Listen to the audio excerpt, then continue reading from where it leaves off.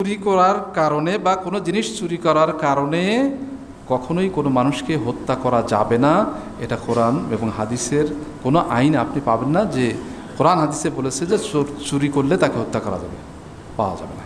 কিন্তু আমরা দেখছি যে কখনো কখনো কোনো জায়গায় কোনো স্থানে যে সামান্য সন্দেহে, যেখানে চুরি করলে হত্যা করা যায় না, সেখানে সন্দেহ করে তাকে হত্যা করা হচ্ছে। এটা খুবই দুঃখজনক বিষয়। নিজের হাতে আইন তুলে নেওয়া এটা অন্যায়। যদি সে চুরি করেই থাকে, প্রমাণ সাপেক্ষে তার বিচার রয়েছে, তার বিচার করা যেতে পারে, সেটা সরকার করবে। আমরা কখনোই, সাধারণত আমরা দেখি অনেক সময় হাটে বা মসজিদে স্যান্ডেল চোর বা সাইকেল চোর বা পকেট মার এদেরকে পেলে আমরা খুব এমন মারামারি তা অকল্পনীয়। হয়তো মনে করছি যে এই এক চোরকে মারলেই মোটামুটি একেবারে অন্যায় চুরি আর সব বন্ধ হয়ে যাবে। এটা উচিত না।